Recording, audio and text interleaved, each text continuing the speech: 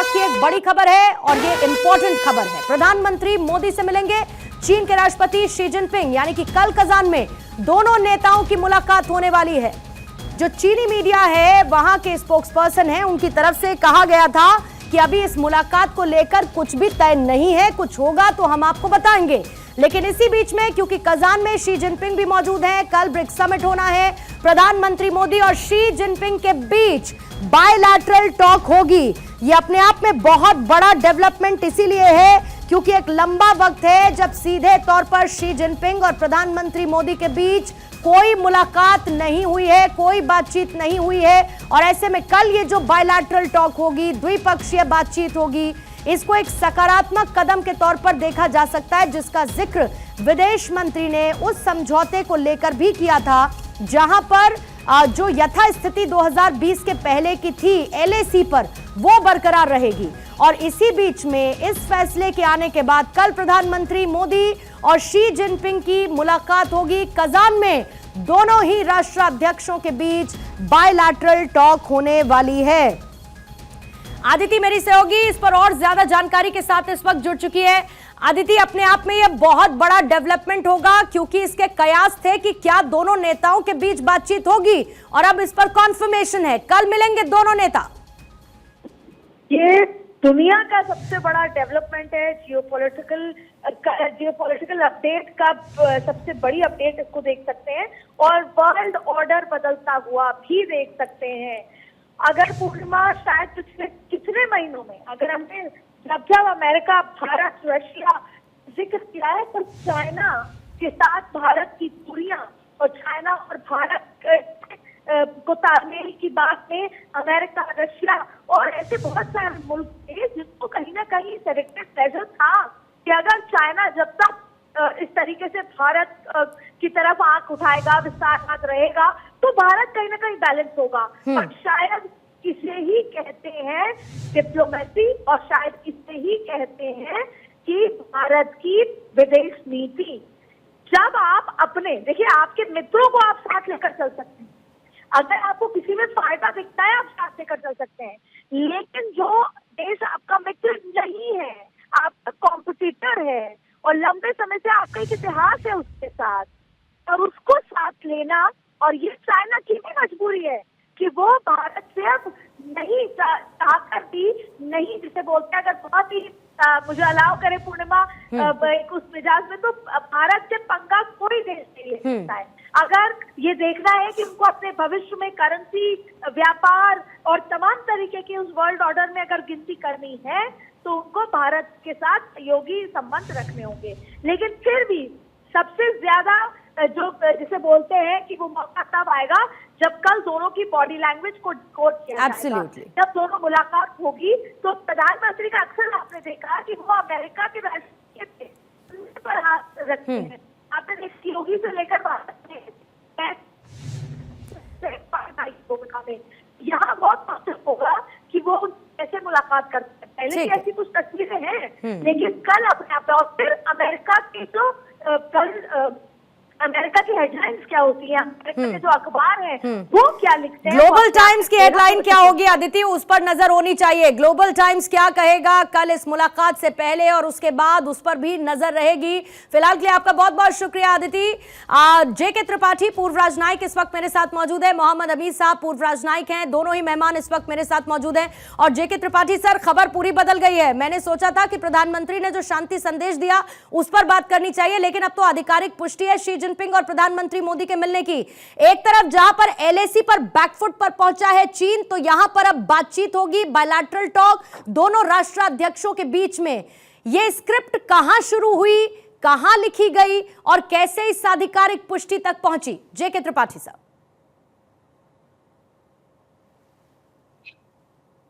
देखिए पूर्णिमा, नमस्कार, और अमीन साहब को भी नमस्कार करते हुए मैं ये बताना चाहता हूं कि ये बातचीत का दौर जो है ये पिछले 2 साल से जारी था।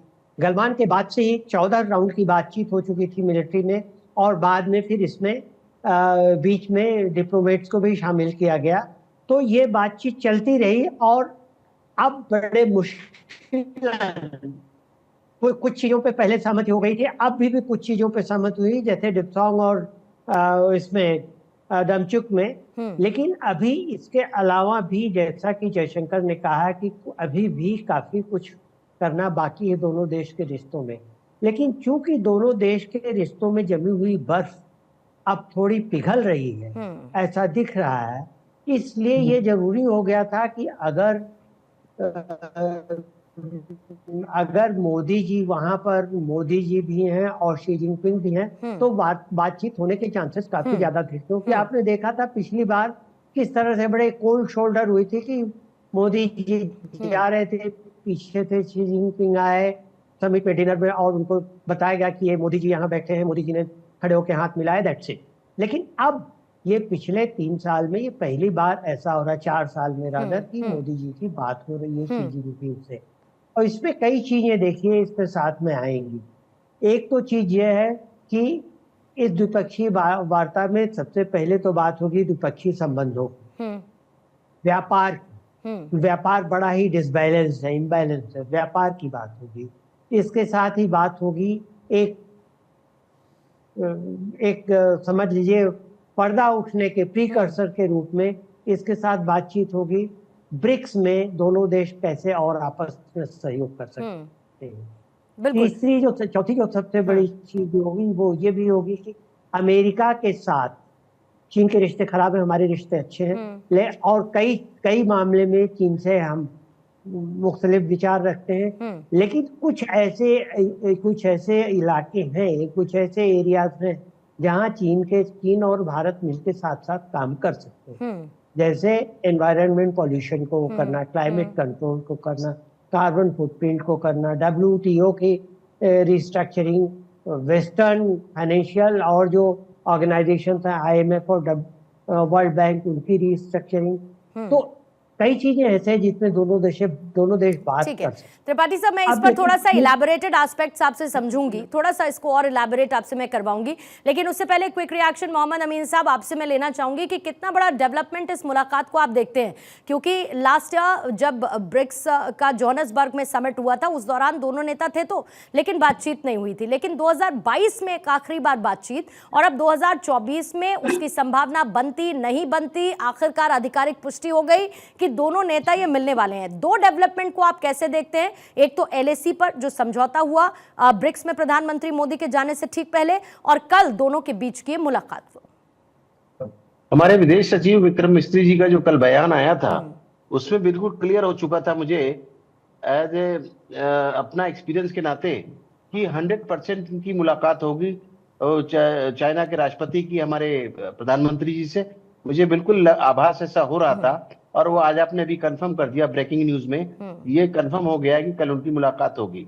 और ये बहुत अच्छी बात है कि ब्रिक्स के वो मेंबर भी हैं, और ब्रिक्स में अच्छा अब जब भी दुनिया में अब बात होती है तो पहले होती है अमेरिका की, चाइना की, उसके बाद इंडिया की। तो इंडिया की अपनी एक हैसियत है, इंडिया का अपना एक स्टेटस है पूरी दुनिया में, और जिस तरह से मोदी जी का पहल होती है उस पहल में भी है। देखिए हमारे जो डिप्लोमेट है बराबर काम कर रहे थे, चाहे डिफेंस एक्सपर्ट भी हो उसमें भी कर रहे थे काम, गलवान के बारे में बात हो, चाहे वो पेट्रोलिंग की बात हो, हर तरीके से बात कर रहे थे, और ये चाह रहे थे कि हमारा पड़ोसी मुल्क जो है हमसे अच्छा रहे। लेकिन उसने ये भी देखा है चाइना ने, अभी इन लोगों की जो रशिया और चाइना और ईरान की बात हुई है उसमें पुतिन साहब का भी काफी अच्छा रोल है, जिन्होंने हमारे लिए काफी अच्छा रोल प्ले किया मीडिएटर का, क्योंकि वो जान रहे हैं कि उनकी लड़ाई के लिए, जो यूक्रेन की लड़ाई चल रही है उसमें शांति वार्ता के लिए सबसे पहले हमारे मोदी जी ने पहल की है कि भाई दोनों देशों में बात होनी चाहिए, और लड़ाई से कब तक काम नहीं चलेगा। इसीलिए देखिए इस बात को तो लेके ईरान के डिप्लोमेट हैं उन्होंने भी हमारे देश में ही कहा कि अगर इंडिया चाहे, यानी मोदी जी चाह ले, तो वो इजराइल और ईरान की भी जो हमास की लड़ाई है वो भी रुक सकती है। तो ये कहाँ तक सही है, लेकिन आप देखिए कितनी बड़ी उपलब्धि है कि चाइना जो है वो 1-to-1 बात डायलॉग करने को तैयार हो गया है। इसमें हमारी उपलब्धि नहीं है, उस चाइना की भी उपलब्धि मिलेगी, चाइना को भी ट्रेड मिलेगा, हमारे ट्रेड से चाइना के ट्रेड से बहुत कुछ मिलता जुलता है। ऐसा नहीं है, पुराने रिश्ते रहे चाइना से भी, ऐसा नहीं है, रशिया के साथ भी रहे। तो अभी आप देखिएगा कि कल जितनी अच्छी बात होगी, यानी हमारा प्लेटफॉर्म पूरा तैयार है, हमारे डिप्लोमेट्स पूरी तैयारी करके गए होंगे, होम और सबसे अपना बड़ी वर्क बात करके गए होंगे। सबसे बड़ी बात ये जो नया भारत है ये अपनी बात को बहुत अच्छे से रखना जानता है, सबसे बड़ी बात। जी। एक और जी, पूर्णिमा जेके जी। त्रिपाठी सर जल्दी से एक क्विक क्लोजिंग रिएक्शन 30 सेकंड्स का, और 30 सेकंड फिर अमीन साहब मैं आपको दूंगी। जेके त्रिपाठी सर, हेट शब्द का तो मैं इस्तेमाल नहीं करूंगी क्योंकि वो बहुत एक्सट्रीम हो जाता है, बट चाइना के लिए मैं ये कह सकती हूँ कि you may not like us but you can't ignore us. और शायद आज की तारीख में भारत की स्थिति having Modi as a prime minister शायद ये कहानी बयां करती है।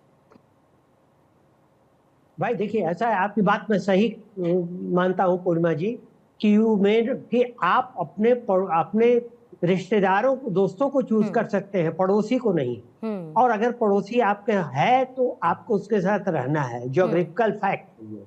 और इस वजह से आपको पड़ोसियों के साथ संबंध बनाए रखने होंगे।